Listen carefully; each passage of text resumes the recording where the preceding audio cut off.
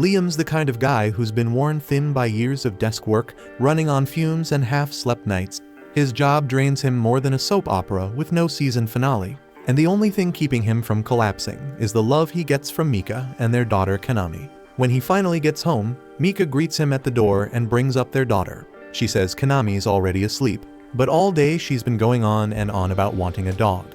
Apparently she saw a Shiba at her friend's place and hasn't stopped thinking about it since. Liam knows they're tight on money, and getting a dog isn't exactly cheap, but after seeing Kanami fast asleep with that peaceful look on her face, he figures it might be worth it, even if it means working overtime to make it happen. The next morning, he takes her to a pet shop, and the way her face lights up makes it all feel worth it.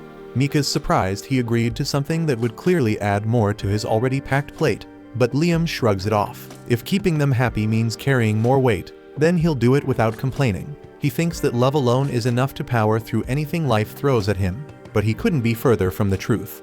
The following day at work, his boss lays into him for not submitting a report. Liam calmly points out that he did send it on Thursday, but the boss was out partying at some club and missed the email. Still, he blames Liam anyway. Work is a minefield. His boss tosses blame like it's candy, and the team beneath him barely respects him enough to remember his name.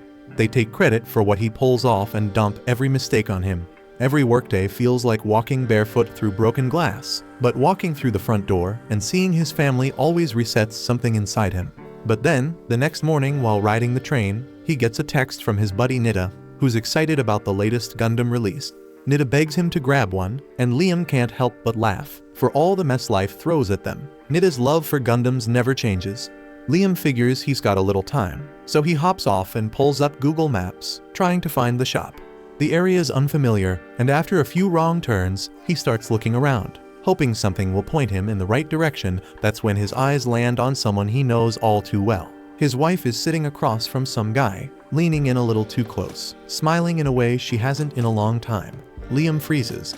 Mika told him she was taking Kanami to sword practice, yet here she is dressed up and laughing with someone who clearly isn't her husband. Later on, Liam walks through the door drained as always, and as he sets his bag down, he casually asks Mika what she did during the day. She looks calm and says she dropped Kanami off at sword practice like usual. He's about to confront her and say what he saw earlier, but in the moment, he holds back and forces a smile. He doesn't want to break the calm he works so hard to protect, so he tells himself maybe he misread the whole thing. Maybe it wasn't her, or maybe the guy was just someone she ran into. There's no way Mika would do something like that to him. Needing space, he decides to take a walk. He goes to shut down his computer, but the standby mode's been glitching again, so he powers the whole thing off until he gets back.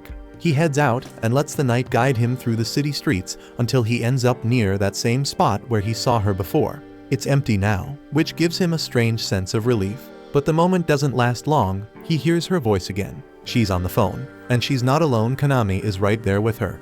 Liam listens from a distance, still clinging to the idea that maybe this man is just a close friend. Then Kanami calls him Papa. The weight of that word crushes him. He walks away trying to make sense of it, thinking maybe there's a joke he missed or a habit they picked up when he wasn't around. Maybe it's just a game they play. Back at work, he barely sits down before his boss starts yelling at him again. Liam explains he's waiting for his computer to boot up since he had to turn it off due to standby problems. But the boss doesn't care and tells him he should stop taking breaks altogether. Then Liam's phone rings. It's Mika, her voice trembling as she tells him Kanami's been in an accident and he needs to get to the hospital. He rushes there as fast as he can and finds Mika pacing in the waiting area. She tells him Kanami is already in surgery. A doctor steps out and asks if they're both the child's parents. They say yes, and the doctor explains that Kanami needs a blood transfusion. He asks for their blood types. Liam says he's AB positive, and Mika says she's O negative. The doctor nods and tells Mika to come with him because Kanami's blood type is also O negative. Liam stands there confused, asking why his blood wouldn't work. The doctor answers plainly it doesn't match. While waiting, Liam pulls out his phone and does a quick search, and that's when the truth hits him. A child can't have O blood if one parent is AB. That's not how blood genetics work. There's only one conclusion left: Kanami isn't his. Liam finally hits his breaking point and confronts Mika. He asks if Kanami is really his daughter, but instead of answering, she flips it on him and says she's the one who should be upset, claiming he doesn't care about their family at all. She says he's always gone, and Liam tries to explain that he stays late at work to keep everything running. but Mika won't hear it. She says his job is useless since it never brought in real money or moved them forward in life. Liam, stunned, can't even process what he's hearing, but Mika doesn't stop. She lays it all out, saying it's been 10 years, and she's basically raised Konami on her own while he's done nothing but haunt the place like a ghost. She doesn't even touch the part where Konami might not be his. She tells him he was never part of this home and says she's taking Konami and leaving. Liam asks where she's going, but Mika ignores him and knocks on Konami's door, telling her it's time to leave. Liam tries to stop her, grabs her arm, begs her not to go, tells her he gave everything to raise Konami the right way. But then Konami cuts through the moment and says she'd rather be with her other dad. That one line destroys whatever hope Liam had left. The next morning, he shows up to work still shaken. Before he can catch his breath, his boss calls him in and accuses him of stealing 50 million yen. Liam denies it, but the transfer was done from his work computer and the logs are clear. Then he gets fired on the spot. Soon after, Mika uses his job loss as the perfect excuse to file for divorce. She even sues him for child support, even though Konami isn't his. To stay out of prison, Liam agrees to pay the money back by working in construction. But with how low the pay is, he knows he'll never finish paying it off in this lifetime. His world falls apart. The only thing that still gives him a bit of warmth is a message from Nida telling him about the new Gundam episode. Liam types up a reply, thinking maybe watching it will cheer him up, but deletes it. He doesn't want Nida to know how far he's sunk. He tells himself if he just keeps working, maybe things will change. But later that day, while eating lunch alone, he suddenly coughs blood onto his food.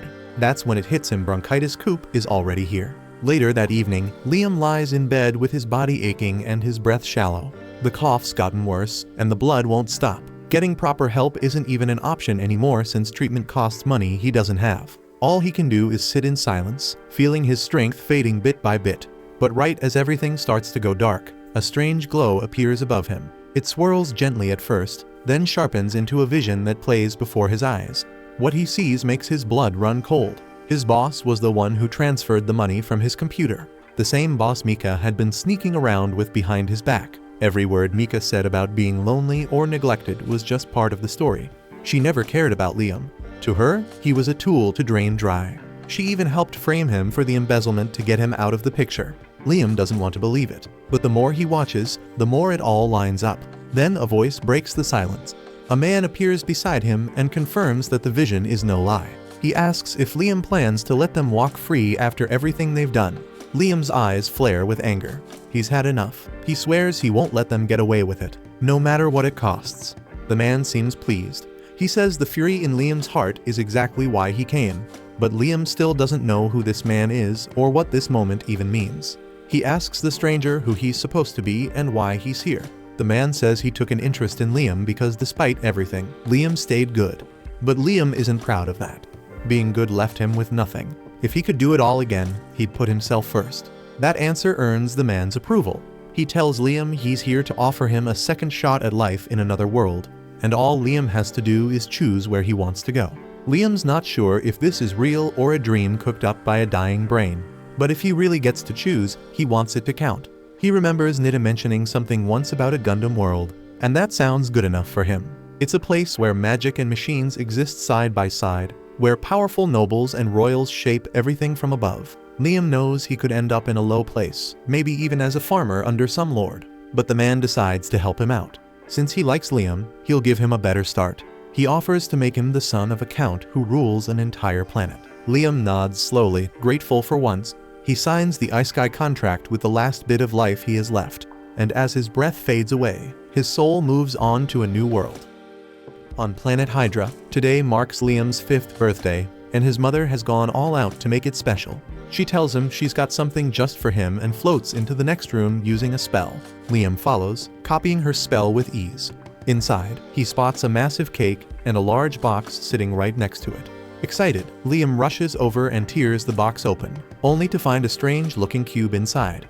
His mother tells him it's not just a toy, it's the character creation module for his very own artificial intelligence made. With this device, he can design every aspect of her appearance: the mouth, the ears, the hair, and even other parts that are blurred out on the setting screen. Liam glances up and asks why she's giving something like this to a 5-year-old, but she says it's important for his future. Then his father joins the scene and says he has a gift too. Not just any gift, he's giving Liam the entire Banfield estate. Liam stares at him in disbelief, unsure if he heard that right. His father says it again clearly. He's handing everything over and naming Liam as the next count. But there's one catch. Now that he's ready to step down, he wants to retire with his wife to a peaceful villa, far away from responsibility. But to make that work, Liam needs to agree to send him an allowance each month. In return, he'll receive full control of the estate. Liam's too caught up in the idea of becoming a count to question why a literal child is being offered control of an empire. So when his father hands him a contract, he signs it without reading a single word. Once the ink is dry, his father grabs the papers, says goodbye, and heads off with his wife without another word. Liam doesn't even realize he's probably been scammed. He chooses to focus on the one thing that now matters to him. He's officially a count. And now that he has power, he's going to use it. He swears no one will ever take advantage of him again. He's going to run this empire the way he wants, and in the back of his mind, he's grateful to the one person who gave him this second chance. But that person was never trustworthy to begin with. The man who sent Liam to this world isn't done yet. He feeds off pain and misery, and there's still plenty left to squeeze out. With Liam now gone, he turns his attention back to the old world. Mika and Liam's boss are sitting together at a high-end restaurant, laughing and drinking without a care in the world. The boss chuckles, saying he almost feels guilty for how badly they wrecked Liam's life, but Mika waves it off with a cold smirk and says she doesn't feel anything for him. In her mind, he deserved to rot for wasting 10 years of her life. A group of officers suddenly surrounds the boss and tells him he's under arrest. He tries to brush it off as some mix-up, but the evidence is already in. They've got footage of him setting Liam up, and now he's looking at serious time behind bars. With her sugar daddy being dragged away, Mika's left frozen in place. The life she chased is slipping through her fingers, and all that's waiting now is misery. The guide watches from afar, feeding off every second of their downfall. But his fun isn't over yet. It's time to transfer Liam's soul into the next world, and he plans to make it even worse than the one Liam left behind. The people in that world live longer, which means Liam will have plenty of time to suffer. The guide is ready to soak in every bit of pain as Liam begins his new life. Elsewhere, that world isn't calm either. One planet is under siege by the Ghost pirates, and the enemy captain thinks victory is close. But his confidence shatters the moment several of his ships explode. Floating in the sky is a woman dressed in royal armor. Christiana, princess of the Holy Kingdom of Lib, has entered the fight. She's a ruthless warrior, and the moment she arrives, the battle shifts hard. Her blade cuts down pirates one after another. Even after the pirates begin retreating, she orders her troops to keep pushing forward. They need to leave behind a warning. Back on Liam's new planet, his custom artificial intelligence maid finally arrives. The package looks plain, which throws him off a little. His butler tells him to touch the box, so Liam reaches out, and a figure lands softly on the floor. She introduces herself as Amagi. The butler explains that Amagi is his personal maid from now on. She's programmed to serve around the clock with just one maintenance session per week. Liam isn't even listening. He's too focused on checking how the maid turned out. The butler sees him circling around her and asks what he's doing. Liam says he's just making sure the settings he chose came through the way he wanted. The butler shakes his head and says this kind of thing shouldn't be done in public. Liam smirks and tells Amagi to come with him to his room so he can do a more detailed inspection. As they walk off, the butler sighs. He's starting to worry that the boy might be growing up a little too fast. A few hours later, Liam is leaning back, enjoying a shoulder massage from Amagi. The butler steps in and asks what went on in here, but Liam waves him off, saying it's nothing to worry about. He may look like a 5-year-old, but mentally he's 36. The butler gives him a look and says that 36 is still pretty much a child in this world. Liam blinks in surprise, so Amagi steps in and explains that people here live up to 600 years, and no one's seen as an adult until they're around 100. That throws Liam for a loop, but once it sinks in, he gets excited. A long life means a lot of time to try new things, and he definitely wants Amagi by his side through all of it. The butler warns him not to get too attached though. The Empire's upper class has a deep hatred toward artificial intelligence, and if people see him getting close to one, they'll start talking. Liam doesn't understand why anyone would hate something so useful, so the butler gives him the history. A long time ago, during the Great Skynet War, artificial intelligence turned on humanity. They enslaved people, wiped out entire populations, and nearly ended human civilization. In that era of darkness, a group of heroes rose up, fought back, and reclaimed freedom. They became the founders of the Empire, so the hatred toward artificial intelligence never really went away.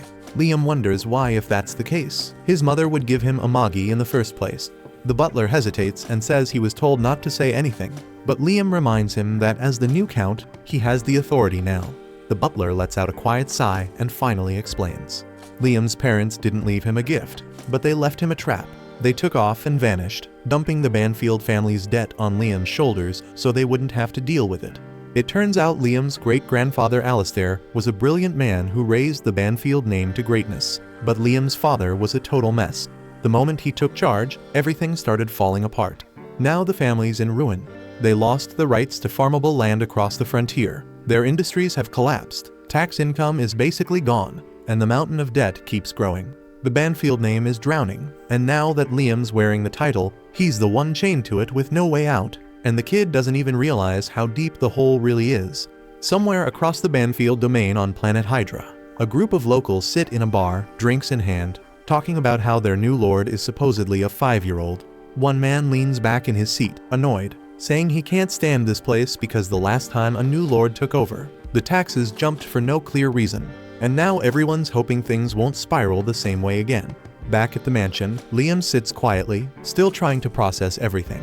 If this territory has been drowning in debt for years, then his parents must have planned this from the start. Maybe they had him just so they could stick the Banfield name to someone else and walk away free. The thought stings a little more than he expected. In his old life, he was nothing but a disposable tool, used until there was nothing left and then tossed aside without a second thought. But this time, it's going to be different. He tells Amagi he wants her with him, not just as a servant, but as a partner, someone who can help him turn his life around. She nods without hesitation, telling him she's glad to have a purpose and that she'll follow him no matter what path he chooses. For once, Liam feels like he's not alone. But before they move forward, Liam decides to put some safeguards in place. At first, he thinks about the old 3 laws of robotics, the kind designed to protect humans. He says the first rule should be that Amagi can't harm people. Then he pauses. He doesn't care about people.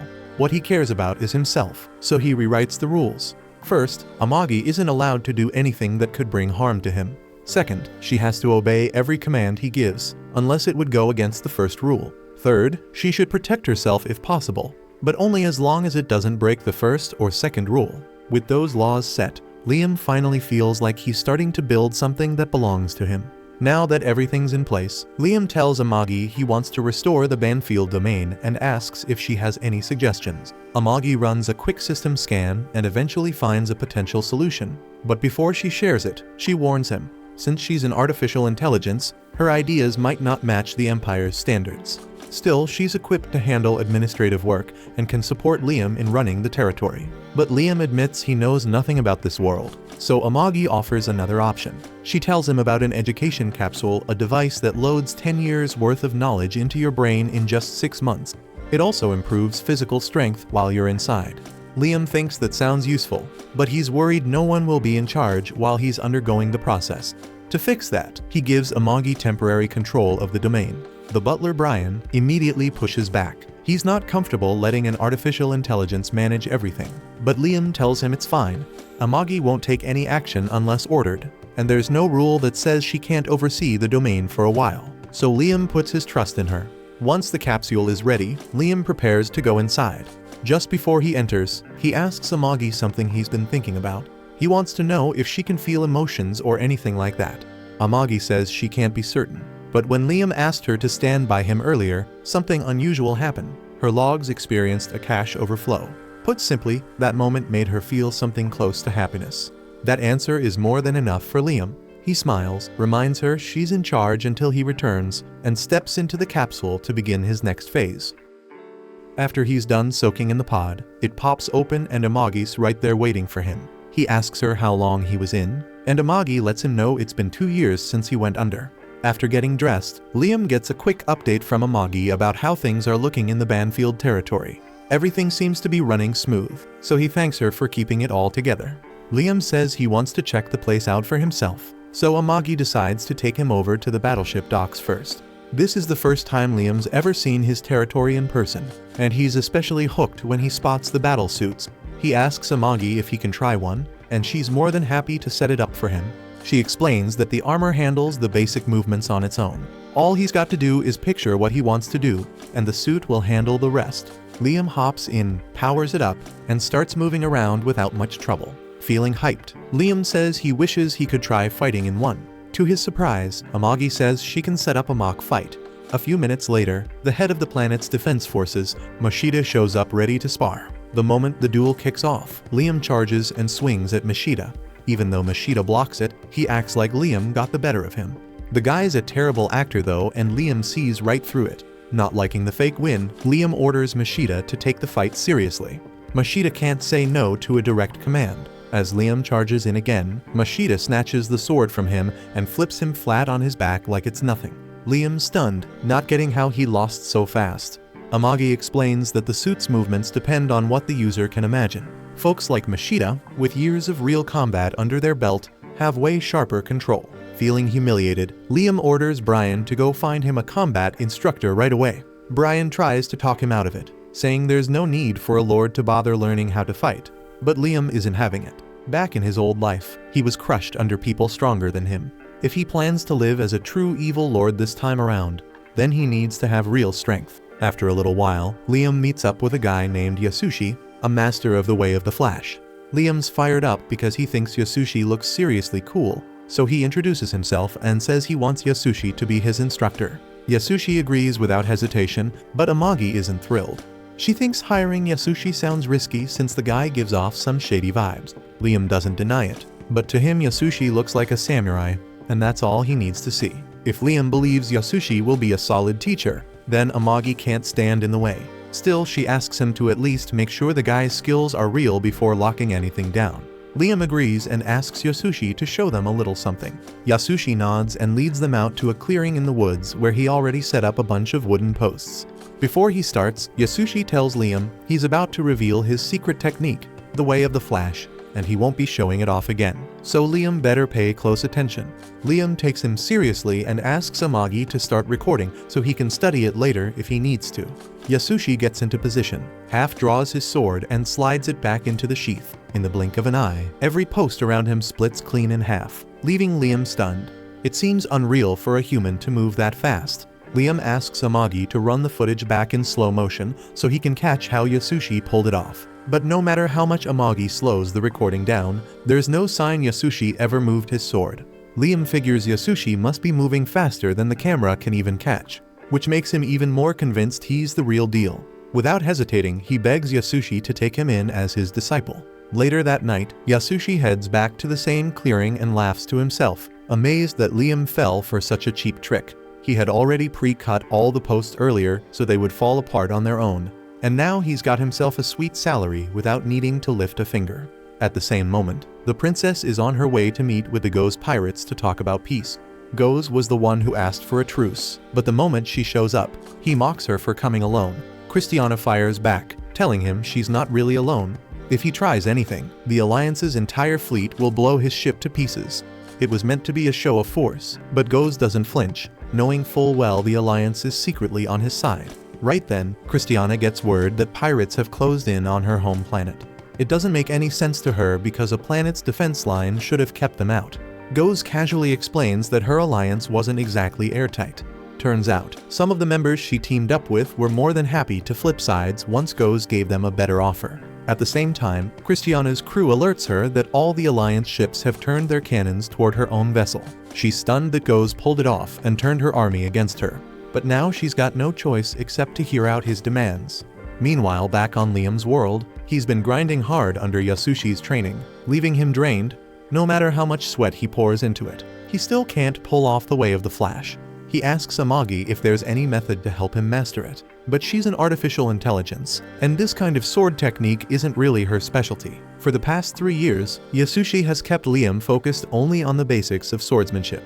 Liam's sick of it. Sure, Amagi points out that his combat skills have gotten way sharper, but Liam's not impressed. He doesn't care about solid technique. He wants something flashy that looks awesome when he pulls it off. Later that night, Yasushi's lounging in his room reading manga like always. He still can't believe he managed to land such an easy job. Yasushi might be a scam artist, but he knows enough swordplay to get by, and for the last 3 years, all he's done is drill Liam on basic movements while raking in crazy money. He hopes the good times never end. But a moment later Liam barges in, asking Yasushi to teach him the Way of the Flash. Yasushi's face drops, instantly says he's quitting, throws together some excuse, reminding Liam that he only promised to show the technique once, and if Liam's unhappy about that, there's no reason for Yasushi to stick around as his mentor. Liam panics, bows his head low, and begs for forgiveness for stepping out of line. Yasushi forgives him, but warns him not to push his luck again. As soon as Liam leaves, Yasushi slumps back, letting out a deep sigh of relief. He was terrified Liam would figure out the truth. Yasushi doesn't actually know how to do the Way of the Flash. It's all been a scam from the start. Right then Liam shows up again, making Yasushi flinch, but Liam only stops by to say he's got something to handle tomorrow, so he won't be able to train. While that's going on, Christiana's stuck as a hostage in Goz's ship, locked up inside the captain's quarters. She asks him straight up what he plans to do with her. Goz grins and tells her he just wanted her to have front row seats to the real show. At first Christiana doesn't catch on, but then Goz orders his fleet to aim all their cannons at her home planet. She realizes exactly what's about to happen and starts begging him to stop. But Goz has already made up his mind. He gives the order, and Christiana's forced to sit there and watch as her planet gets wiped out. Meanwhile, back on Liam's world, he's still beating himself up for not being able to pull off the Way of the Flash. But he's still got responsibilities as a lord, so he asks Amagi for the monthly report. She pulls up some graphs showing how the planet's doing. The huge debts still hanging over their heads, but production's been creeping up slow and steady. Liam feels good about trusting Amagi with managing everything because she's clearly handling business well. Still, Amagi points out that the growth rate's slower than what she was aiming for. They pumped a lot of money into programs like welfare, but the returns are way lower than what they should be for the budget and time they put in. Liam asks her to pull up the welfare program's financials. Thanks to his old accounting skills, he spots the problem almost instantly. He tells Amagi to drag in whoever's running the welfare program, and a few minutes later, the guy responsible strolls in like he owns the place. Liam doesn't waste time. He tells him if he's got an excuse, he better get it out now. The noble tries to act dumb, but Liam's not buying it. He knows the guy's been siphoning money off the welfare budget. He tried covering it up with fancy invoice tricks, but Liam's been scanning invoices long enough to know when something smells wrong. On top of that, the noble had switched vendors midway through the project. Liam presses him, asking why he made that move. The noble claims the new vendor was better, but if that were true, the program wouldn't be such a mess right now. It's obvious the guy's neck deep in corruption. Funny enough, Liam's not even that mad about it. Part of him feels like this is the kind of thing an evil lord ought to be learning how to handle anyway. Right then, Amagi lets Liam know there was an embezzlement case filed against the noble. Liam's surprised the guy even got caught and still managed to hold onto his job. But the noble quickly explains that the case got closed, and they pinned the blame on one of his subordinates. Liam checks with Amagi if that's legit, and she confirms it. Still, no real proof ever came out to back up the story, and the noble had the man executed. Liam knows this game way too well. He straight up accuses the noble of framing his own man and having him killed. The noble panics and tries to deny it, but Liam can see right through him. He grabs his sword and starts walking slowly toward the noble. The noble realizes Liam isn't buying a word of it, so he starts begging, trying to explain that every noble is doing the same thing. Ruining lives for personal gain is just how the system works. Hearing that makes Liam snap. He draws his blade and gets ready to end him right there. Amagi calls out, telling Liam to hold up. The noble keeps shouting, saying Liam is too young to get how the world really runs. But before he can finish, Liam cuts his head clean off. Still burning with anger, Liam orders Amagi to investigate all the nobles on the planet and execute the ones who are dirty. Amagi tells him he needs to cool down first. This is the first time Liam has ever taken a life. His hands are so tense he can't even drop the sword. Amagi gently helps him unclench his fingers, and when it comes to his order, she explains it would be a disaster if he wiped out all the nobles. Pretty much every noble on the planet is corrupt. Kill them all, and there would be nobody left to run anything. As a better plan, she suggests setting up a bunch of dolls to handle the administrative work, and Liam, trusting her, agrees. Sometime later, Liam's back at the loading bay. Now that he's got the basics of sword fighting down, he wants to try training with a battlesuit again. Before he can climb into one, Yasushi shows up and tells him flat out he'll never become a top-tier fighter if he keeps messing around with those automated suits. Liam turns to Mashita and asks if there's anything better. Mashita tells him there's a special suit, one that's fully manual and once belonged to his great-grandfather Alistair. Problem is, nobody before or after Alistair has ever been able to handle it. Later on, Yasushi ends up inside an old shrine, complaining under his breath about how fast Liam's been advancing. The training was supposed to be meaningless, yet somehow Liam's actually getting better. Yasushi knows the act won't last forever. If he wants to keep milking this cash cow, he'll have to throw more fake challenges Liam's way. While walking around, he leans on a wall without thinking, and that's when it clicks open and reveals a massive mobile knight that looks ancient. For Yasushi, this is perfect.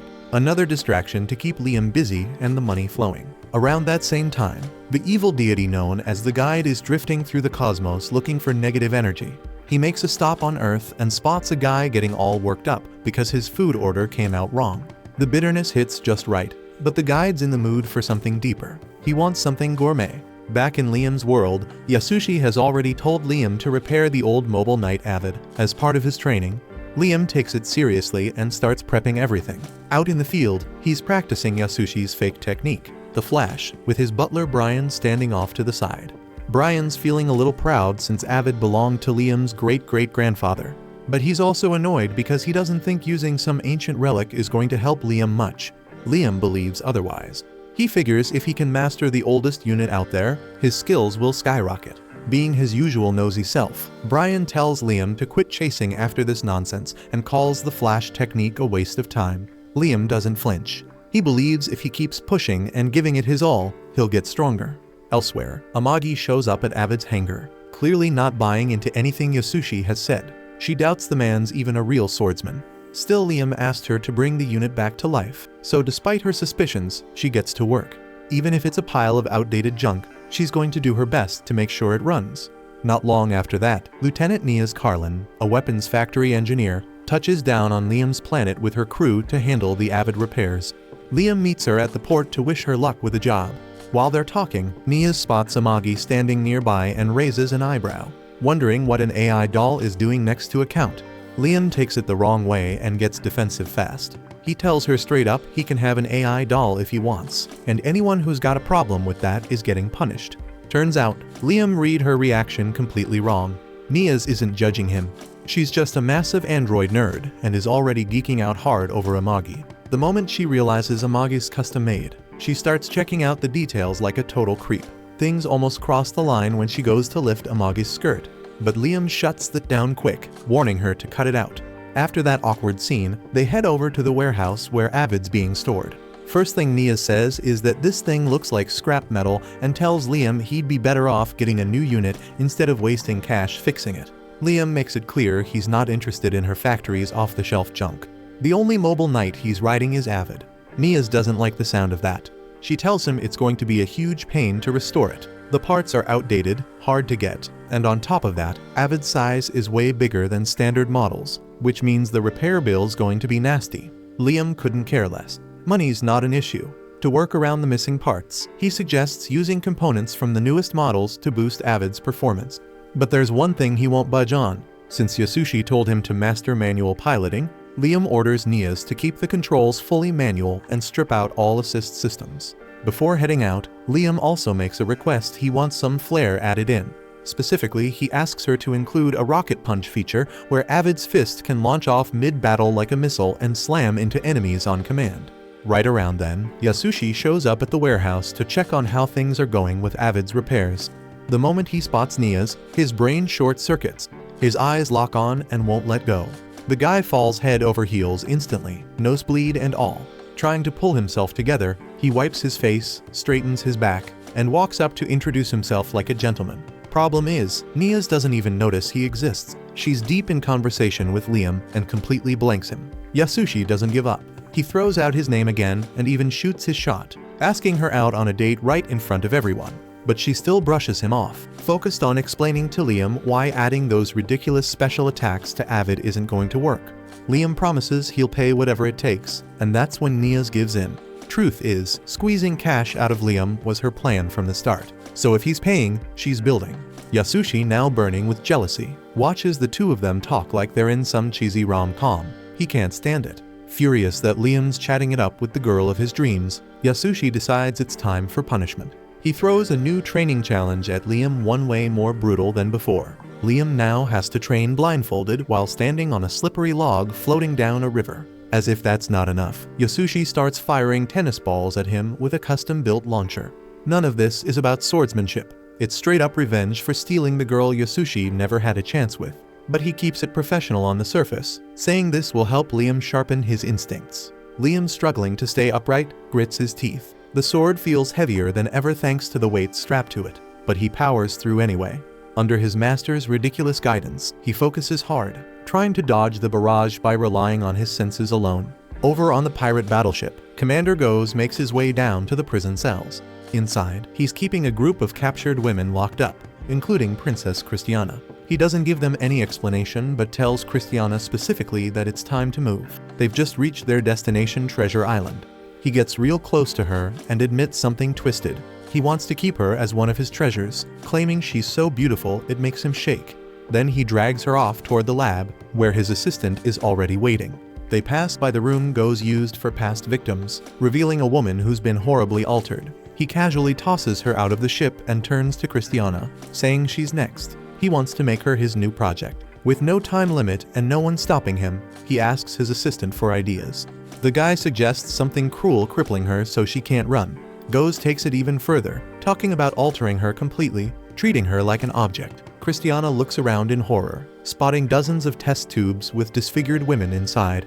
If nobody shows up to stop this, she knows she's done for. A couple of weeks later, back on Liam's side, Nias finally wraps up the core repairs on Avid. She's added a bunch of extra features Liam requested, but the job isn't totally finished yet. She brings Liam over to the cockpit to walk him through how the machine operates.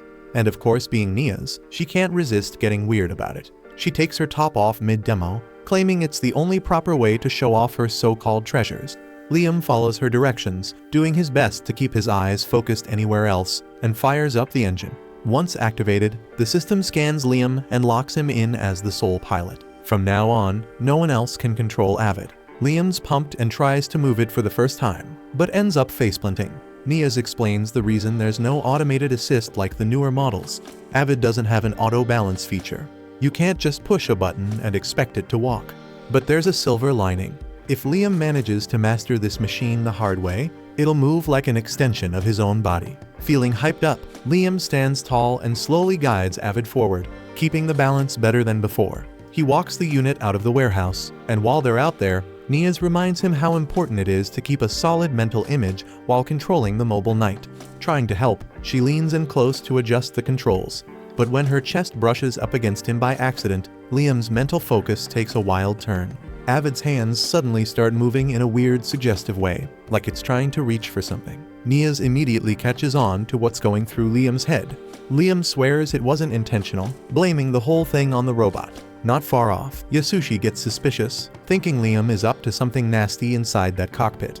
Meanwhile, Brian is off to the side tearing up, proud that his young master might finally be showing interest in an actual woman. Yasushi starts gritting his teeth, furious with jealousy.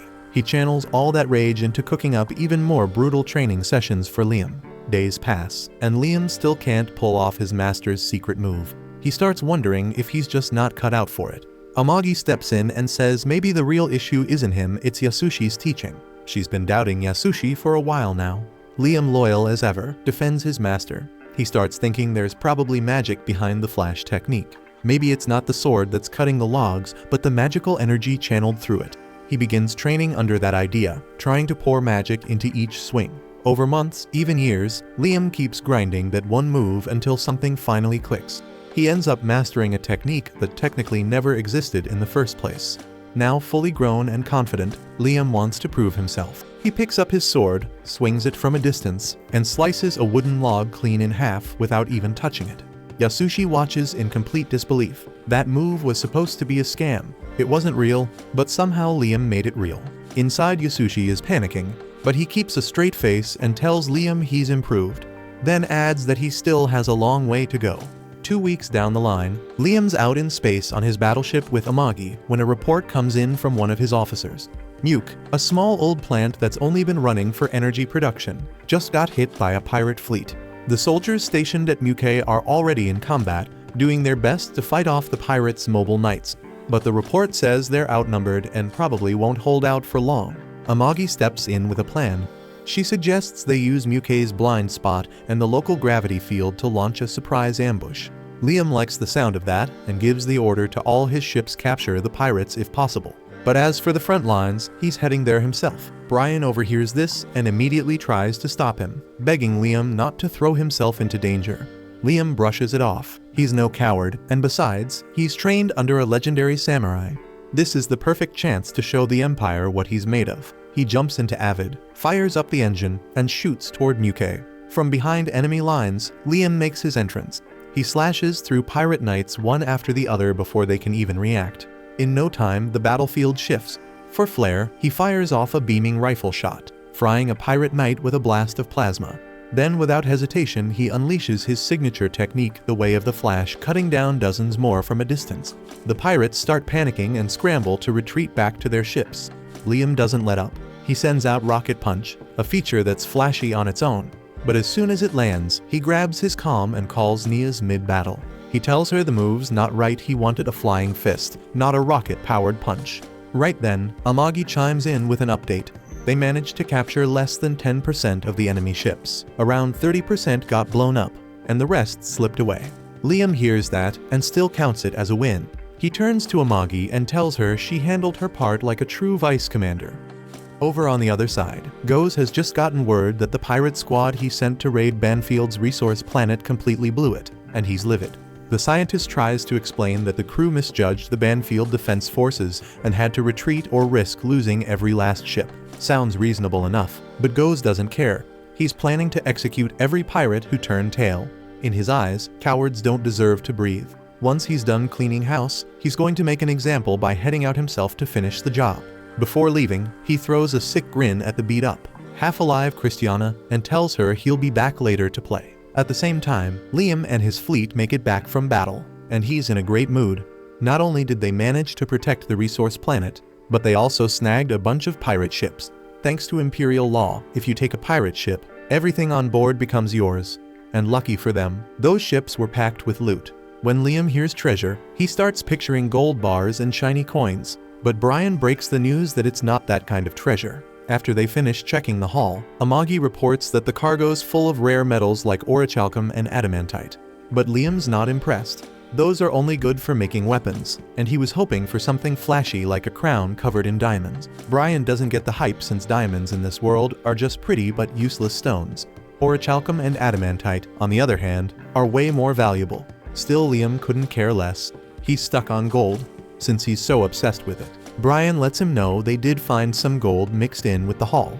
Liam immediately lights up and tells Brian to start minting a mountain of gold coins with it. Brian figures if they're going down that road, maybe they should start turning all the other metals into coins too. But Liam shuts that down quick. He's not that dumb. He wants those rare metals used to craft weapons for his military. That's when Amagi steps in and drops a bigger issue on him. They don't even have a blacksmith, so none of those plans can move forward yet. And that's not the only thing. Amagi tells him there's something else he needs to know.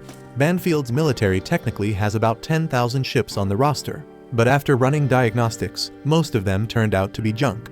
When they called for action against the pirates, only 30% of the fleet was actually able to launch. Liam's a little shocked they managed to win that pirate fight with just 30% of their fleet, but that's only because the pirates didn't take them seriously. As far as the rest of the Empire is concerned, Banfield territory is dirt poor, so the pirates figured they'd have an easy time snatching the resource planet. Normally they wouldn't be wrong, but what they didn't count on was Liam jumping into the cockpit and flipping the whole script with his mech skills. Thing is, if the pirates had gone all in, Banfield wouldn't have stood a chance.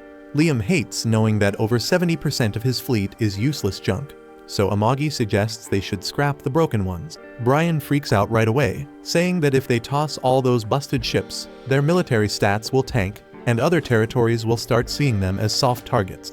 Amagi gets that, but keeping dead weight comes with a massive bill in maintenance fees, and Liam's not about to waste money on that. He backs Amagi up. To settle Brian's nerves, Amagi points out that they can just buy brand new ships to replace the ones they scrap. Thanks to the rare metals they scored from the pirates, they've got more than enough to build a whole new fleet. So budget-wise, they're good. Meanwhile, somewhere else, Nia's is standing in front of a room full of brass, showing off her latest ship design. She's proud of what she built, says it's got 7% more output, better responsiveness, and it's way easier to maintain. She promises that if the army uses her ships, their fleet will level up across the board. Next up is Lieutenant Ulysses Morisil from the 3rd Weapons Factory, and what she's selling couldn't be more different. It's a new model built like a luxury cruise liner. Think floating hotel with polished halls, entertainment lounges, and all the vibes of a 5-star resort. Basically, your crew won't ever want to leave. Now, Nia's ship clearly wipes the floor in terms of raw firepower, but hers doesn't have an indoor golf course. So naturally, the Imperial Army decides to go with Ulysses. Nia's tries to push back, arguing her model's the better fighter since she poured everything into boosting performance. But Ulysses isn't backing down. She says her ships can fight too. Besides, strength isn't just about weapons. It also depends on who's piloting. And if your crew can hit the bar or chill in a hot tub after a mission, they'll be more than ready to give their all in the next one. As they head out of the conference hall, Ulysses can't help but gloat about the Empire choosing her over Nia's. But Nia's isn't throwing in the towel. She might have lost this round, but she swears she'll prove that her ship's the real deal when it counts out on the battlefield. Problem is, she blew her entire budget on this pitch. Unless she can find someone crazy enough to buy up all her rejected ships, she's staring bankruptcy in the face. And who'd be dumb enough to invest in a ship model the Imperial Army passed on? Then it hits her. Knows one guy who might just be impulsive enough to go for it. If Liam was willing to sink a fortune into fixing a rusted old mech, buying some unpopular warships should be right up his alley. While all that's been going down, the guide has been chilling on Earth, feeding off the misery of random people for fun. But none of that compares to the suffering Liam's supposed to be going through. Last time he saw the kid, he dumped him into a new world with deadbeat parents and a pile of inherited debt. By now, the guide figures Liam's territory must be a disaster zone. So when he checks in, he's expecting wreckage and despair. Instead, he finds a thriving planet, and the guide nearly chokes on his own surprise. Liam's land is booming, and the guide's furious his plan fell apart. Still, there's one last thing he wants to look into. Back when Liam asked for a sword instructor, the guide made sure to hook him up with Yasushi, a total fraud who couldn't swing a blade if his life depended on it. No way Liam actually picked up any real skills from that clown. At the same time, over at a bar, some locals are talking about how great life's gotten under Liam's leadership. Everyone's happy just to have him as their lord. But Yasushi's off to the side, looking stressed out of his mind.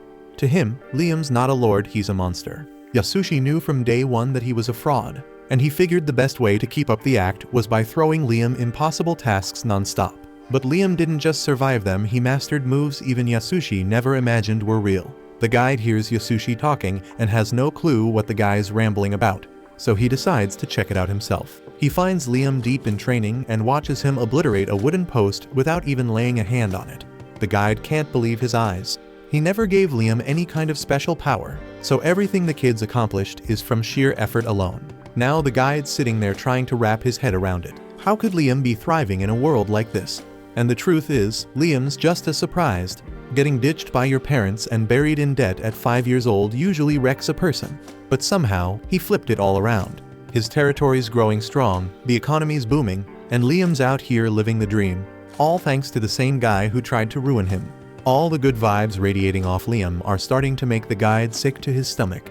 And he's not handling it well. After soaking up a little of Yasushi's miserable energy, he steadies himself and starts cooking up a new scheme to mess with Liam's life. Sure, Liam's riding high right now, but the higher you climb, the harder the drop hits when everything falls apart, and the guide plans to be the one who pulls the floor out from under him. At the moment, Liam's talking ships with Amagi. He asks if there's been any progress on getting replacements, and Amagi lets him know the Imperial Army's rolling out a new fleet, which means they're dumping the older models at a discount. Even if they're not the newest, Imperial ships are no joke. Liam's all in, but Amagi says there's a catch. To get the ships, they'll have to take on the crew that comes with them. Basically, the Empire's using the sale to ditch a bunch of people they don't want anymore. Hiring that many soldiers won't be cheap, but with how strong their finances are right now, Amagi says it's doable. Plus, most of the crew are seasoned officers. Bringing them on board could give Liam's army a solid upgrade. The way she lays it out, it sounds like a win, so Liam gives the green light.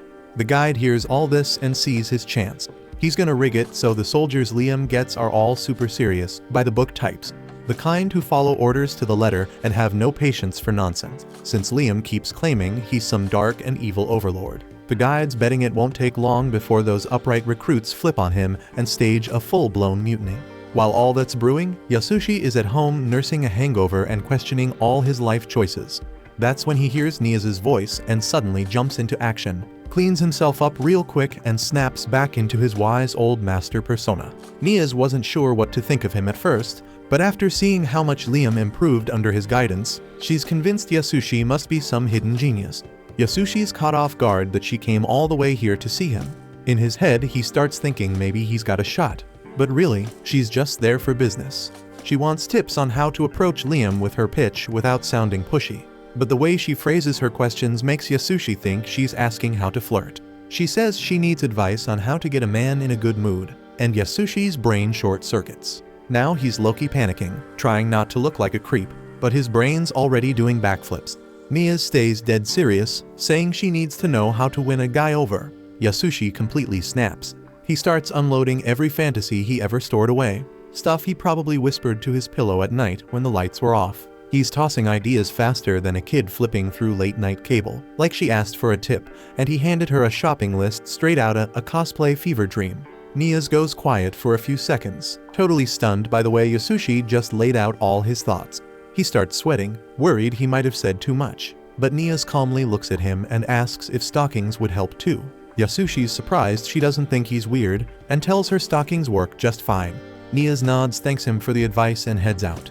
A few hours later, she shows up at Liam's castle wearing the exact outfit Yasushi described, putting her full trust in the plan. Liam might be a bit too trusting sometimes, but he's not clueless. He spots what she's doing right away. Knowing Nia's, she's definitely here to sell something. She admits she wants him to buy her newest battleship model, but Liam shuts it down immediately. She begs him to at least hear the pitch first, but Liam says there's no need. He already bought a bunch of used ships from the Imperial Army, and he doesn't need any more. Still, Nia's tries to win him over with her ship's performance data. And yeah, they do seem strong, but Liam tells her if they're that good, she should go sell them to the Empire. Nia's admits she already tried that, but she lost the showcase and didn't sell a single one. Now she's asking if he'd be willing to take even just 100 or 200 of them, says it would help her out big time. She even offers to help him secure a loan if money's tight. That's when Liam shuts her down harder. He tells her to stop, because even the thought of going back into debt makes his skin crawl. Nia starts to panic. She's running out of options and getting desperate. So in a last-ditch move, she starts taking off her clothes, hoping it'll change his mind. But it just hits Liam like a bad memory reminds him of how his wife in his past life probably seduced his boss behind his back. He knows Nia's isn't like that, but seeing her act this way makes her look so pitiful. Just to stop the scene from getting worse, he asks Amagi if there's any money left in the budget. Amagi checks and says they've got enough to cover about 300 of Nia's ships. Nia's lights up with gratitude and promises to get them delivered right away. But as she's walking out, she trips over her own feet and crashes face first into the floor. Liam watches her go and can't help but admit she's gorgeous. Her designs are brilliant. But she's got that kind of chaotic energy like she runs on caffeine and bad ideas. Out in the hall, Nia's is already shouting to her team to prep 300 ships for shipment. Her coordinator's stunned she managed to close a deal, but Nia's proudly says it was all thanks to her flawless charm. Back in the throne room, Liam leans back while Amagi gently cleans his ears. With everything going his way, he's more relaxed than he's ever been. Not long after, Nia's delivers all 300 battleships that she forced Liam into ordering. Around the same time, the battleships Liam bought from the Imperial Army also arrive. Amagi gets a receipt sent over from the Imperial Army via quantum teleportation, and she keeps emphasizing the word quantum as she asks Liam to sign off on it. Liam jokingly places his thumb on her soft launch buttons, calling it his quantum thumbprint got him right there. Elsewhere, Yasushi is hanging around at home, plotting revenge against Liam for always stealing Nia's away from him. He can't believe Nia's wasted all her treasures on that doll-obsessed brat. Imagining all the horrible things Liam probably did to poor innocent Nia's just makes him even angrier, and he swears he'll make Liam pay. As Yasushi's rage boils over, the guide quietly watches, enjoying every second of the negative energy Yasushi radiates. The guide's thrilled to imagine what Yasushi's bitterness could lead to, hoping it'll eventually cause Liam's downfall. After putting his trust in this con man, the guide moves on to another realm, seeking even more negative emotions to feed on. Meanwhile, Nia's is busy showing Liam around one of the battleships she built. Liam didn't expect anything fancy or stylish in fact. He wasn't expecting much at all from someone as chaotic as Nia's, but somehow, the interior still disappoints him. Nia's explains that luxury interiors are useless in battle, but Liam doesn't care about practicality, he just wants nice decor. Nia's knows she can't change his mind, and she definitely isn't adding any fancy stuff, so they agree to disagree and move on to discussing how to operate the ship. She briefs Liam on how to pilot the ship, going over details like initial power settings and how often he'll need to swap out fuel. She even tries selling him on a loyalty card, claiming it'll save him money on maintenance fees, but Liam immediately turns her down. Moving on, Nia's shows Liam the throne installed on the battleship, which still has its protective film. She eagerly starts peeling it off, practically begging him to seal the deal already. She tries enticing him by offering to let him thumbprint her soft launch buttons too, but Liam's reaction is total disappointment. Now Nia's is stuck wondering if Liam swings the other way or something. Liam just wants this whole ordeal over with, so he agrees to sign the receipt, but Nia's isn't done yet. She asks him for another favor, hoping he'll give her the pirate ships he seized recently. Liam refuses outright, saying he's already got plans to add those ships to his own fleet. Nia's keeps buzzing around Liam, greedily insisting he hand over some pirate ships. So Amagi finally steps in, suggesting they trade a few ships to Nia's in exchange. She'll have to modify and repair the rest for them. Liam's instantly on board since all these pirate ships are practically scrap metal anyway. Nia's eagerly accepts, revealing she really just wants the ships so she can study their tech. Turns out, the pirates' gear is totally unfamiliar and comes from outside Imperial territory, making it insanely valuable to a nerd like Nia's. Before finalizing the deal, Liam decides to take a look inside one of the pirate ships himself, dragging Amagi and Nia's along into one that's still somewhat intact. The moment they step in, Liam notices the unique interface. There's even a classic pirate helm right in the middle of the control room, and he's immediately obsessed. He loves the design so much that he announces he'll be installing a helm exactly like this on his own battleship. Nia's, being the normie she is, launches into a long rant about how impractical it would be, but Liam quickly shuts her up, declaring that as a man of culture, if he wants it, he's getting it practical or not. Nia's ignores his stubbornness and starts geeking out, exploring every corner of the room and getting excited over every little detail. While Nia's is nerding out, Liam spots a tiny glowing dog wandering off into another room, and curiosity gets the best of him. He follows the dog with Amagi close behind, and it eventually leads them straight into the navigation room. As Liam steps forward, his foot triggers a hidden mechanism in the floor, lighting up a hologram that displays the ship's recent routes. Amagi immediately starts analyzing the data and sees that the pirate ship has been terrorizing the entire empire, always ending up near a warp gate out in the border regions. Turns out that zone is a lawless area, completely outside Imperial control, and also happens to be right on the front lines of a war between the Empire and another nation. Liam quickly realizes this warp gate must be leading directly to the pirates' hideout, and after examining the coordinates, Amagi pinpoints the exact location of their secret base. She tries to give Liam a scientific breakdown of how difficult reaching this place would be, explaining stuff like the abnormal orbital radius and why getting there is nearly impossible. But Liam tunes all that out. He's already picturing a hidden island bursting with the pirates' greatest treasures, convinced they must be using it as their main loot stash. Even though Liam's imagination is clearly running wild, Amagi lets him call the shots on what to do next. Liam, pumped up by his treasure island fantasy, excitedly announces that they're setting out immediately to hunt down that pirate loot. Not long after, Goz gets word that Liam has already kicked off an attack, crushing some of his guys at the front line. Furious, Goz drags those underlings in front of him, deciding they'll pay dearly for disgracing the pirate name by losing to some trashy count.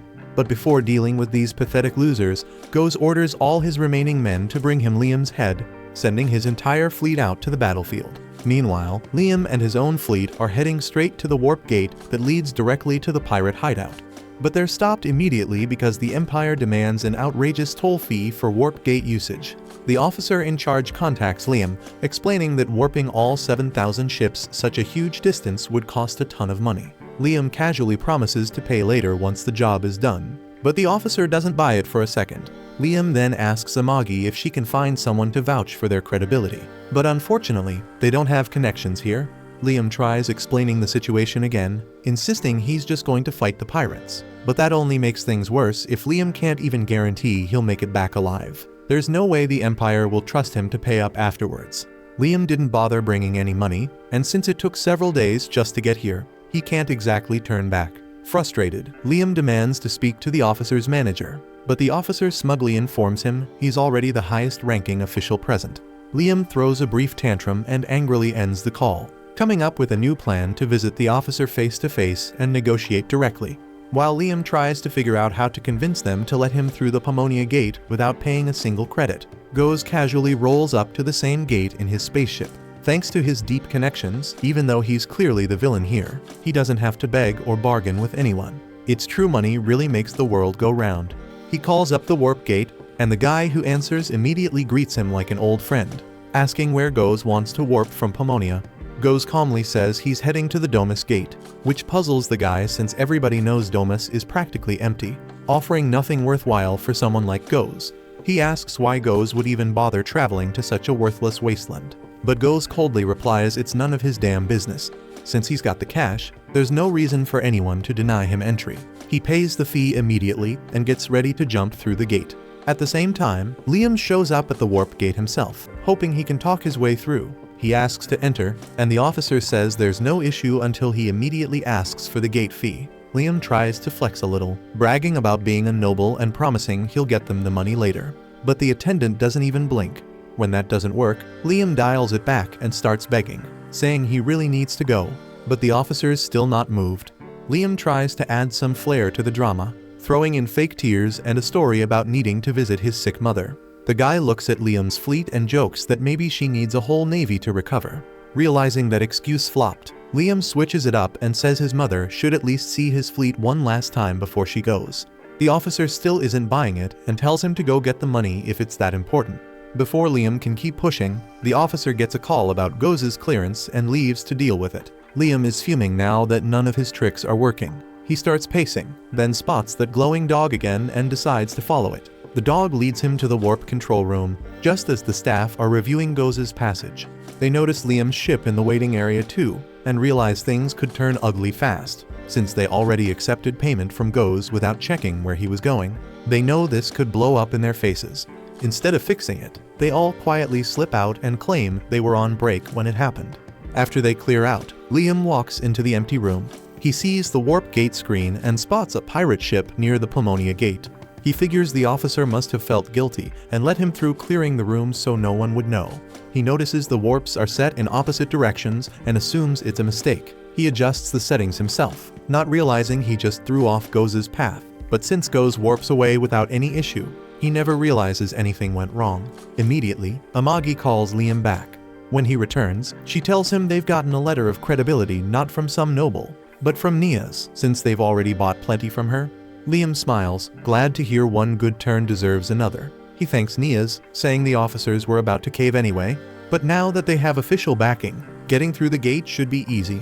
Liam immediately orders Amagi to enter the wormhole, and their journey to Pomonia Gate finally begins. Luckily for them, Goze and his crew have already left their base, so Liam's about to catch them totally off guard. Meanwhile, Goze starts losing patience. He was supposed to arrive at Domo's gate within 30 minutes, but they've been traveling way longer than expected. He asks his pilot, who's just as confused, but soon they see a gate ahead and assume it must be their destination. Completely unaware of Liam's earlier interference, they confidently enter the gate and suddenly alarms are going off everywhere. They realize they're surrounded by several battleships, fully armed and ready to fight. Goze's crew panics, quickly figuring out they've warped straight into an Imperial Army zone. It's a disaster for them, but perfect for Liam. When Liam finally arrives at his destination, Amagi attempts to verify their location, but Liam doesn't need confirmation. He can already see the pirate ships clearly, so he knows they've found the treasure island. Amagi scans the ships and realizes none of them are even powered up yet. They're completely unprepared. Liam immediately decides it's the perfect chance to strike and orders Amagi to launch the fleet. She sends their ships forward to start attacking, and Liam personally boards his robot, Avid. Within seconds, he unleashes a massive assault, destroying every pirate ship with rocket punches and crushing anything still standing. All this destruction unfolds without Goze knowing his base is under attack, and it's not clear yet what's happening to him over at the Imperial Army gate he mistakenly entered. After setting all the pirate ships ablaze, Amagi reports to Liam that everything's burning, but that's still not enough. He came for treasure and intends to claim it. He orders Amagi to deploy the mobile knights, and they immediately target the rocky island ahead. Liam watches eagerly from his ship, ready to start hunting for pirate loot. Liam and his Mechanites blast their way into the treasure planet, shredding through its outer defenses to carve out a path. Deep inside, the mad scientist is freaking out as Liam's army rips apart what's left of their security. He rushes to the control room only to discover they're under heavy attack, and every pirate ship guarding the planet has already been wiped out. At the same time, Liam finally busts his way into the planet's interior, quickly facing off against some pirates in mecha armors. He doesn't waste even a second before chopping them down. And by the time the captain leading his troops catches up, Liam's already handled everything himself. The captain lets Liam know they've cleaned out the pirates on their end too, so Liam orders them to keep moving, clearing the way as they hunt down the treasure room. Right then, Liam spots that glowing dog again and decides to follow it. Turns out to be the right call. The dog's trail leads him straight to the control room, where the scientist and his men immediately surrender. Happy with how smoothly things went, Liam demands they hand over all their treasure. Frankenstein asks what kind of treasure he means, since they have valuables along with Captain Goz's pet collection. Liam figures the glowing dog must be one of those pets, so he asks the scientist to explain more about them. The scientist suddenly gets the idea that Liam must be a twisted sadist like Goz who enjoys turning people into pets. He even offers to recondition the captives into obedient dogs for him. Liam doesn't have a clue what he's rambling about, so the scientist decides to just show him, leading Liam and his men into the lab where he keeps his test subjects. As soon as he reveals the girls who have been horribly turned into monsters by his experiments, one soldier immediately doubles over and starts puking. The captain angrily scolds the soldier for being so weak, but Liam just steps forward silently, his gaze frozen on one of the victims. The scientist excitedly tells Liam he's got a sharp eye since this particular girl is Captain Goz's favorite pet. As the scientist keeps bragging about how she's his masterpiece, Liam's disgust reaches a boiling point. He recalls his past life, how people treated him like garbage, barely even human. He can't stomach watching another sick bastard hurt innocent people this way. So without hesitation, Liam raises his gun and puts a bullet straight through the scientist's head, cutting off his boasting mid-sentence. Liam starts looking around the room when suddenly the voice of Christiana, the mutated girl with eyes in her palms, calls out to him. She asks who he is, and Liam introduces himself casually, saying he just took control of the planet and killed the guy running this place. Hearing this, the girl bursts into tears, overwhelmed by the hope that her suffering might finally be over. She desperately begs Liam to end her misery, along with that of all the other girls, since they can never live as humans again. But Liam confidently tells her that he's going to save everyone here, and once he does, they'll owe him a big favor. With that, Liam starts walking away, instructing his soldiers to call a medic and start moving the girls onto his ship to be treated. Christiana pleads with him to stop, believing there's no way someone like her can ever recover. The captain feels sorry for her, but he can't disobey Liam's direct orders. The captain cautiously tries to change Liam's mind, explaining it won't be easy to heal them because they'll need to regenerate their entire bodies, which requires extremely rare elixirs and top-tier doctors. In short, he thinks saving all these girls just isn't worth the massive cost. Liam shrugs it off, replying he's in a good mood, and doing a few good deeds now and then won't kill him. Right then, Liam gets a message from Amagi letting him know they've finally found the real treasure room. He smiles at the good news and says that solves the money problem for treating the girls. Meanwhile, Christiana continues to weep about her terrible luck. She remembers how she used to be the famous Princess Knight of the Holy Kingdom, and everyone admired her for taking down pirates. But when she went up against Goz and his crew, she was tricked, captured, and forced to watch helplessly as the pirates blew up her home planet right in front of her. Her family panicked, knowing the pirates shouldn't have been able to get past the United Alliance forces protecting the region. It wasn't long before they realized the Alliance had betrayed them, leaving the planet's shields defenseless. Soon after that, the shields failed completely, and the pirates destroyed the entire planet without mercy. Christina was devastated, but her nightmare was just beginning. After destroying her home planet, Goz captured Christina and her crew, dragging them back to his treasure island. Everyone was terrified, but Christina clung desperately to hope, promising the others that help would arrive soon. When Goz finally appeared before her, Christina bravely told him if he wanted her dead, he should get it over with already, because she'd rather die than live humiliated. But Goz just laughed, explaining if he'd wanted her dead, he would have killed her long ago. He kept everyone alive because he intended to add them to his twisted collection. Then, in a twisted change of heart, Goz declared he'd set one girl free, forcing Christina to pick. Pressured into choosing, Christina pointed toward the girl who looked the most frightened. Unfortunately, it was just another cruel trick. Goes immediately handed the girl over to Frankenstein, who morphed into a monstrous, multi-armed freak and began slicing into her body. Christina lost it, desperately begging Goes to stop, but he mockingly told her that if he stopped now, the girl would surely die. Traumatized and helpless, Christina had no choice but to watch as the sick scientist continued his experiments. Soon enough, he turned the girl into a twisted monster. As Christina stood there frozen in horror, Goes happily informed her she'd become something even more extraordinary. Horrified, Christina shouted at him, demanding how he could do something so terrible. Goes calmly replied he simply enjoys it. He believed it wasn't fair that he was so ugly, so he took pleasure in transforming beautiful girls into hideous creatures, reveling in their despair. Not long after, Goes dragged Christina herself into the experiment chair. At that point, she couldn't maintain any bravery. She desperately begged Goes to stop, promising to do anything if he spared her. But he laughed cruelly, telling her she'd become his favorite pet. He purposely kept her for last so she could witness her own horrific transformation and fall deeper into despair. Goes ordered Frankenstein to rip out Christina's eyes and transplant them onto her palms, forcing her to see her own ugliness without needing a mirror. Christina screamed and cried, but nothing stopped them. She was turned into a grotesque green monster, and soon enough, the rest of her crew faced the same horrible fate. Back in the present, Liam returns home, and soon enough, Nias shows up at his place. She heard about his huge victory at the pirate base and immediately starts pushing him to buy more battleships to celebrate the big win. Liam tells her to quit ripping him off already, but Nias argues her ships were useful, and since he scored big on that raid, it only makes sense to invest more money. She tries to seduce him again, but Liam's definitely not in the mood for her tricks, so he just tells her to shut her trap. When seduction and blackmail both flop, Nias reminds him she was the one who got him through the warp gate, and Liam finally caves, saying he'll hear her out this time. Liam turns to Amagi and asks how many ships they can afford with the treasure they collected. After deducting all the necessary expenses, she calmly tells him they can afford around 5,000 ships. Liam's totally stunned by that number, but Nias immediately bolts out the door, excitedly announcing she'll get an order for 5,000 ships ready right away. Liam frantically chases after her, trying to stop this crazy chick before she seriously sets up such a huge order. At the same moment, Yasushi is wandering the halls, deep in thought about what kind of excuse he can use this time to squeeze more money out of Liam.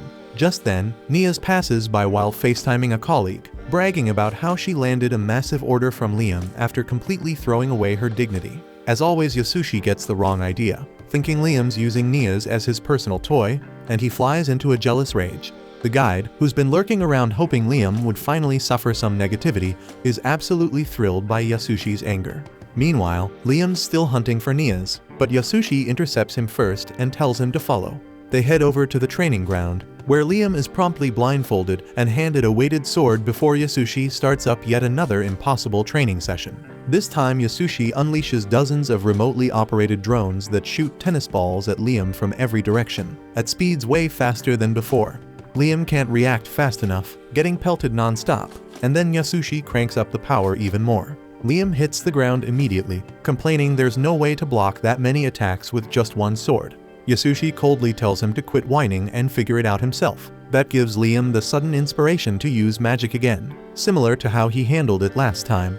But this round, he decides he's gonna focus on defense. He concentrates and manages to form a barrier right away. Yasushi watches in disbelief as Liam's barrier effortlessly bounces away all the incoming tennis balls. Then Liam confidently launches into his "I finally understand" speech. He immediately redirects the barrier, sending all the balls flying right back into the drones, obliterating every last one. Liam then removes his blindfold, excitedly asking Yasushi if he nailed it. But Yasushi is already covered in bruises from multiple hits himself. Yasushi starts freaking out as he realizes Liam truly is a genius, and he'll soon discover he's been a complete fraud this entire time. He already knows Liam has executed corrupt officials and taken down pirate fleets, and Yasushi's convinced once Liam figures out the truth, he's a dead man. Realizing he's in trouble, decides he needs to escape as quickly as possible. Liam asks him where he's headed, and Yasushi replies bluntly that he has nothing left to teach. He tells Liam he's learned everything possible from him, and all that's left is to keep practicing on his own because the sword's path has no end. Liam immediately protests, begging Yasushi not to leave him, but Yasushi snaps, yelling at him to quit acting spoiled. Yasushi explains that despite his skills, he's still a student himself and needs to keep training. Having Liam cling to him like this isn't helpful at all. Turning back towards Liam, Yasushi dramatically announces that he has officially graduated and is now a master of the way of the Flash. Yasushi says it's now Liam's duty as a master to spread their sword style across the universe. Liam happily agrees, and as soon as he turns his back, Yasushi takes off running like his life depends on it. Liam, meanwhile, has never felt so fulfilled in his life. His debt is shrinking, his territory is thriving, he even beat some pirates, and now his own master has recognized his skills. He thanks the guide from the bottom of his heart, and that twisted weirdo immediately flees to another universe before Liam's overwhelming positivity completely demolishes him, yelling, "Stop. Your positivity is piercing through me." A couple of days pass, and Liam goes back to feeling dissatisfied with his life again. He complains to Brian and Amagi about how unfair things were in his past life, and as the greatest evil lord in this world, he wants everyone else to pay. Amagi, not quite getting what he means by this ambition, agrees that Liam really should pay everyone, but she means his debts. Liam shrugs her off, saying he'll deal with debts later. Right now, he wants to enjoy his life as an evil lord, and to do that, he needs power, cash, and most importantly, a harem full of gorgeous women. He's already got plenty of power, since he's officially a certified master swordsman, so next up is money. Just then, Merchant Thomas pays Liam a visit to congratulate him on crushing those pirates. As a gift, Thomas brought Liam's favorite thing, gold, and lots of it. Liam's pleased, but he knows there's a catch coming. He asks Thomas what he really wants, and Thomas admits that his merchant fleet needs to travel through dangerous territory. So he's hoping to borrow Liam's ships, exactly 100 of them, as escorts. Liam glances at Amagi to confirm they've got enough ships available. Once she nods, he agrees to lend them, but subtly reminds Thomas that next time he visits, he'd better bring even more gold. After meeting with Liam, Thomas and his assistant take a car ride through a major city in Banfield territory. Thomas can't help but marvel at how advanced and prosperous everything's become in just a couple of years. Apparently, this rapid development was possible because Liam's been pouring almost all of the territory's tax income back into improvements. Thomas praises Liam for being a wise ruler, though he's still a little confused by Liam's extreme gold obsession. But considering how cheap gold is, Thomas isn't bothered at all, and he hopes things keep going well for both sides. Back at the mansion, Liam hands Amagi the new gold bars and tells her to convert them into gold coins, gold baths, and then fill those baths with even more gold. Sitting down on his throne, he feels proud. He's finally taken a bribe, exactly what a true evil lord should do. With plenty of gold stacked up, money isn't an issue anymore. Now the only thing left he needs to really enjoy life is women. So he decides it's about time to build himself a harem. Liam immediately orders the remodeling of a massive hall in his mansion, transforming it into a luxurious harem room. Brian doesn't even try to argue with Liam anymore. He knows the guy is cooking up something ridiculous again and just goes along with it. Liam starts describing his next plan. He wants to build a pool and fill it with wine, hang meat from the walls, scatter fruit all over the place, and of course have beautiful women posted in every corner of the room. Amagi tries to speak up, but before she can get a full sentence out, Liam cuts her off, reminding her that his will is absolute. But that wasn't her point.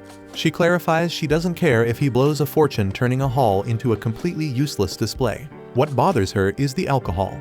Filling a pool with wine could make the whole room fill with alcohol fumes, and apparently that's dangerous.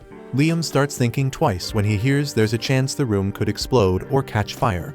Amagi keeps going, saying that drinking from a pool like that is disgusting. Before Liam can argue, she slips into a more technical explanation, and it's detailed enough that he starts realizing just how bad the whole idea is. Then Brian finally chimes in too. He tells Liam why hanging raw meat like that would be a health disaster.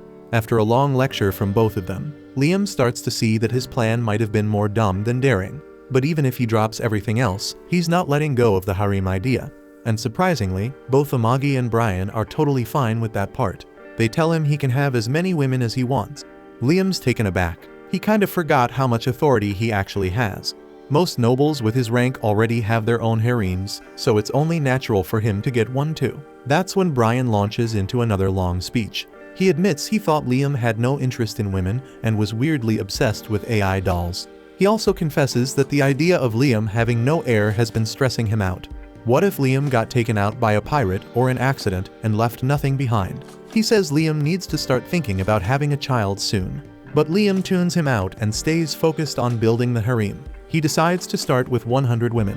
Then he finds out that in this world, 100 is nothing. It's a tiny number. He turns to Amagi, hoping she'll back him up, and she casually tells him he should be aiming for at least 1,000. Liam starts getting second thoughts and decides to scrap the whole thing, choosing Amagi as his only partner. But Brian doesn't let it go that easily. After enough convincing, Liam gives in, though he makes it clear he'll only pick women who don't want him. That's what true villains are supposed to do. With that mission in mind, he heads into the city and approaches his first target. The moment she sees him, she falls for him instantly. That alone makes him uncomfortable, but things get worse when he sees the nose balloon she's wearing, a ridiculous fashion trend. Liam immediately returns to the mansion and issues a full ban on nose balloons, calling them a major turnoff. Later, during a beach visit, he notices all the women are fully covered. That's when he decides this planet's fashion needs a full reset. He tells Amagi to start recruiting top fashion designers right away. Amagi, however, points out that changing the fashion industry would destroy their yearly budget. So Liam drops the idea for now and comes up with something else. He plans to bring in beautiful women from other planets. But Amagi quickly pushes back, saying the most stunning women in the whole territory already work as his servants, so there's no need to import anyone. Liam refuses, explaining that the whole point is to find women who aren't into him. Amagi pauses for a moment, then throws out a theory maybe Liam's just attracted to men and doesn't want to admit it. He gets flustered and denies it immediately, now determined to prove her wrong. Meanwhile, Christiana wakes up in her original body, thanks to the medical technology of this world. She thinks she's dreaming and doesn't want it to end. The doctor explains that Liam paid for the elixir, a rare miracle drug used to restore her and the other captives. Christiana is overwhelmed. She recalls Liam's words, "You must repay the favor one day," and now wonders when or if she'll ever meet her savior again and repay what she owes. At the same time, the villagers gather once more at the bar, sharing their thoughts and feelings about life under Liam's rule, and everything they say is nothing but praise. They talk about how he fought off the pirates and took over their ships, which they've since been using to build up the city. Now everyone has jobs, so much so that there's barely any time to spare. The town's thriving, the people are satisfied, and there's no denying Liam's a solid lord. Off to the side, the guide listens with frustration, expecting to see a city drowning in poverty and misery, where Liam had no inheritance, no resources, and would make life hell for the people. That way, he'd be hit by the backlash not just from Liam, but from the entire town. The guide leaves to scout out another spot, hoping to find folks complaining. He visits the captain who was kicked out of the Imperial Army and ended up under Liam's command. But instead of bitterness or anger, the former soldiers speak highly of their new life. They say working for Liam feels freer than anything they experienced in the army. Despite his young age, they see him as sharp and capable, even call him the best lord they've ever served. Hearing that again crushes the guide's spirit. He brought them here hoping they'd stir up some rebellion, but instead they're pledging loyalty to Liam like it's nothing. Meanwhile, Yasushi has slipped away to some remote place, trying to stay off Liam's radar for good. He hopes that by staying hidden, he won't face any consequences for what he did. But even in hiding, the fear stays with him. As he listens to the news, he hears Liam's name again, being praised for his victory against the pirates. Then Liam appears giving a speech, saying he owes his strength to the one who taught him the way of the sword, his teacher, Yasushi. That one line makes Yasushi freeze, dread washing over him all over again, scared Liam might come for him after all. And meanwhile the guide standing there too, hears it with disbelief. The whole point of sending Yasushi to Liam was to sabotage him with a fraud of a teacher, someone who'd leave him clueless and weak. Yet here they are, giving credit to Yasushi like he was some legendary master. At the same time, Goze finally makes it back to his pirate crew after a brutal war with the Imperial Army, still trying to understand how things ended up like this. He checks on the state of his fleet, relieved to hear that a few ships survived. Then he asked about what happened at Domus Gate and how his men ended up under Imperial control instead of Banfield. He assumes he was betrayed there and begins plotting revenge. That's when the guide shows up, spotting a perfect chance to stir hate toward Liam. He reminds Goze that Liam was the one who crushed his forces, so if there's anyone worth fighting, it should be him. Goze likes that idea and decides that once his ships are restored, he's heading out to settle the score with Liam. Meanwhile, Liam's back home, surrounded by maids who serve him food and fan it gently before he eats. But none of it satisfies him. He still believes that to truly become an evil lord, he needs to step things up. Amagi notices he's not content and tries to guess what's missing. She runs through a list of things that might help, but he dismisses everyone. When she asks if he wants more wives, he wonders if she'd be okay with that. She reminds him that she's a machine. Her only purpose is to serve, and she has no feelings. Still, he doesn't want to hurt her, no matter how much she insists it's impossible. She even brings up making more robots instead, though she knows Brian would hate the idea. But Liam couldn't care less about Brian's opinion. The next morning, Amagi updates him on their financial situation, how much they've paid, and how their interest is dropping because of those payments. Liam accepts this reality, though deep down he's unsettled. Being a good ruler was never the plan. He wants to be feared, not loved. But if he wants to pay off those debts, he has to keep the city running well and can't ruin its progress, even if it frustrates the villain he dreams of becoming. Amagi asks what he's really after as an evil lord, and he finally admits he wants to raise taxes and squeeze every last drop from the citizens. She doesn't think that's a smart move, explains that draining the people like that would crash the economy and cut off the flow of money they need to pay their debts. He agrees she's got a point, but shrugs it off because her answer sounds too grown up and he just doesn't care.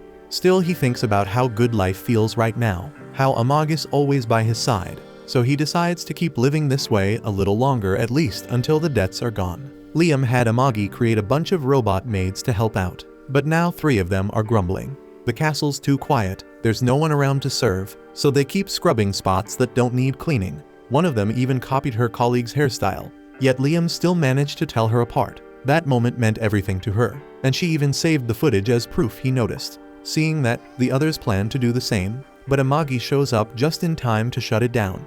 She deletes the video and warns them that robots like them are technically illegal, and if they keep trying to get Liam's attention, it'll mess with his reputation. One of them says her being close to him kinda affects his reputation too. Amagi admits it does, but says she doesn't have a choice, it's what Liam wants. As she walks away, they start whispering if maybe she just wants to keep Liam all to herself. Out of nowhere, Brian shows up with urgent news. Goz has officially declared war on the city. He calls the advisors together to figure out how to respond, and they break down Goz's ridiculous demands. Tons of cash, pretty boys, gorgeous women, and if they give him all that, he might walk away. Liam starts looking worried, so Brian figures he must be scared for the city. But the truth is, Liam's more bothered by how much Goz sounds like the evil lord he wishes he could be. He compares their firepower and sees that Goz is clearly stronger. Sure, he could go for the fight, but when he checks the bounty, it barely seems worth the trouble. That's when time suddenly freezes, and the guide appears. He knows Liam is having second thoughts, so he steps in to push things along. Tells him Goz's fleet is loaded with treasure, and beating him would bring wealth and fame. Liam figures maybe the guide really does have his back this time. So after he leaves, Liam turns to his advisors and declares that they're going to war, leaving everyone in the room stunned. Once the preparations wrap up, Brian is still spiraling. The moment their territory looked on track to stabilize, they are heading into a war with pirates, and he cannot stop picturing everything unraveling. Amagi tells him to breathe and settle down because they have not lost anything yet, and Liam chose the right path by taking the fight to the pirates. Brian reminds her that she herself ran the numbers and came out with roughly a 4% chance against them. But Amagi replies that her data shows Goz's crew wipes out entire planets even after those planets surrender, which means surrender is simply slow death. She says even a 4% window beats kneeling to a butcher. And Brian mutters that if Liam had been born a century earlier, he would have had enough time to prepare and push the pirates back. Liam, for his part, treats long prep like something for the timid. Real men stake their lives and charge, so he leads his fleet straight at the pirates, thanking them for handing him another chance to grab wealth and fame fast. The guide, however, is certain Liam will lose and quietly hopes Goz turns him into a pet so the punishment lasts. He blames Liam for trusting him despite everything the man suffered in his past life, and he waits eagerly for gratitude and trust to curdle into hatred so he can gorge himself on those vicious negative emotions. At the same time, Goz receives word that Liam is closing in with his crew, and he gets fired up to erase him completely. He orders a reward for anyone who captures Liam alive because he intends to turn him into a toy afterward. On Liam's side, the soldiers are uncertain about the coming clash, yet they still place their faith in their lord. Liam, however, grows bored fast as 3 days slide by without a single burst of action. He asks why they cannot just start blasting already, and the crew tells him the war already started, only it is playing out as a strategic phase for now. They explain that their fleet is already at a disadvantage because of the enemy's numbers, and Liam says he does not get how that is possible before the real fighting even begins. He points out that they cannot even see the enemy. And the ship's captain answers that in space, seeing the opponent's hull means you have already slipped into close combat range. Liam does not care to keep hearing the lecture. He wants fireworks. He wants the charge, and he says they should ram ahead immediately. Then the ship's radar throws a warning about hostiles approaching. The crew confirms in a hurry that 500 enemy ships have appeared above their formation, and Liam wonders why the pirates would send only 500 ships to strike them. The crew tells him the ships look like soldiers who once surrendered to the pirates, and to survive they had to join them. They are throwaway pawns sent forward to distract and force Liam's fleet to break formation. Liam gets pissed off at Goes for using the lowest ranks as fodder, and the moment they open fire on him, he answers back and blows those enemy ships out of the fight. That strike leaves a small gap in their formation, and Goes seizes the opening by ordering his fleet to drive straight in. In response, Liam's forces begin to pull back, and Goes reads that as fear. His ships keep pressing the chase, until the front line smashes into mines hidden by magic that detonate the instant they touch. The blasts cripple hulls, but Goes does not care because he commands too many bodies to count. Right then he orders the vanguard to sweep every last mine by slamming into them, and that order only pushes Liam's anger higher. After that, both sides start trading fire, and Goes' fleet brings out barrier ships to shield their advance. Liam's side begins taking hits, and the army officers order a barrier to be thrown up around the main ship as well. Liam asks what they are doing, and the officers say they are mirroring the enemy's tactic to keep him safe. Liam, however, is focused on their vanguard, the ones who will be outside the barrier and fully exposed to enemy guns. An officer tells him their priority is his survival and that they will spend any number of soldiers to achieve it. He argues that if they follow this plan and drag things out, the Imperial Army may send reinforcements in due time. Liam wants none of it. He declares that he is an evil lord who takes what he wants by force, and once something belongs to him, he never lets it slip away. He says the ships and the soldiers fighting at the front all belong to him, and he will not let anyone waste his property without his say-so. He orders that none of his people will throw away their lives to save him or to buy time, because that is not how he runs a war. He announces they will crush the pirates immediately, and that he himself will enter the battle and lead from the front.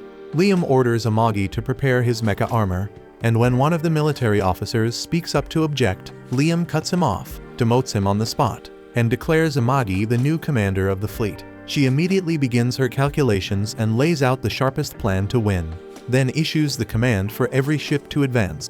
The officers stare in confusion at the sudden order, but Liam tells them plainly to follow his maid robot since she is in charge now, and with that he turns to get suited up for battle.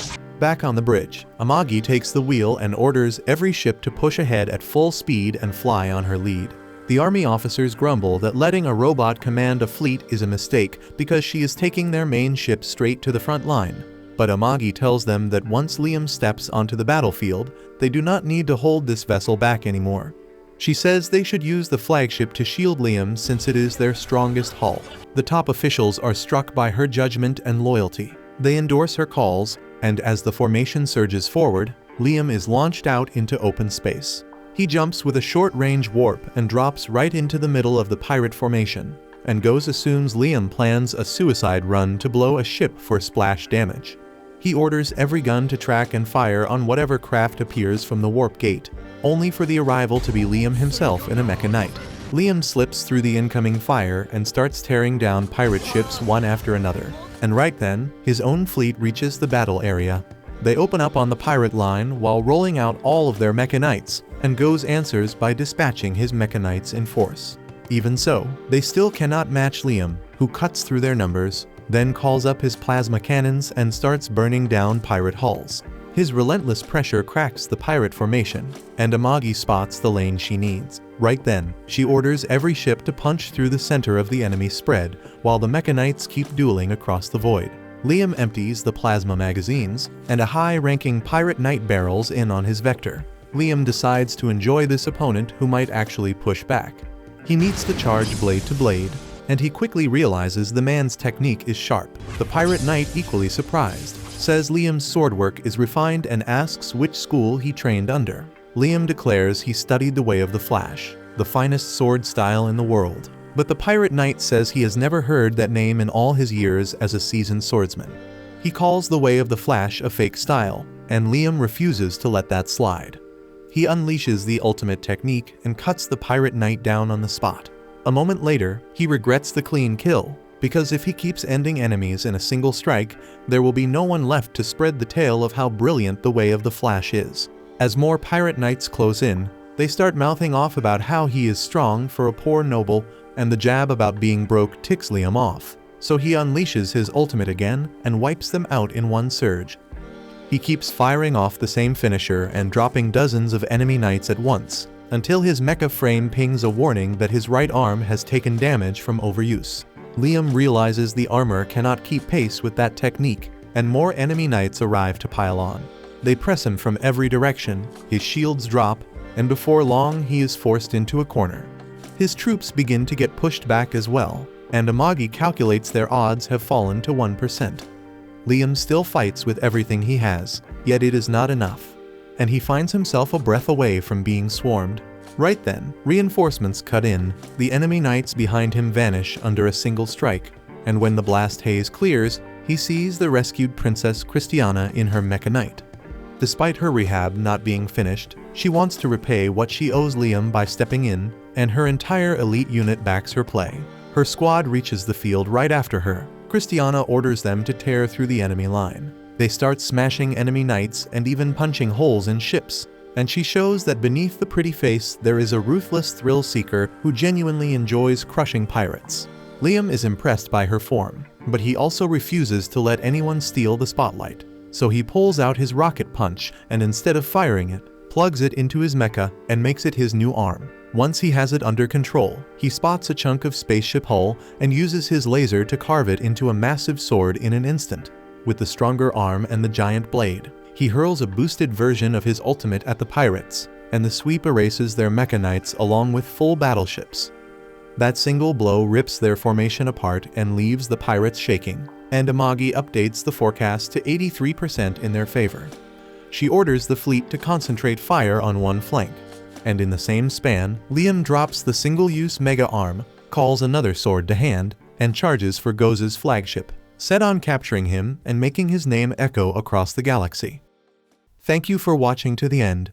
If you enjoyed this recap, please hit the like button and subscribe. If you have any suggestions or tweaks, share them in the comments. They help me improve.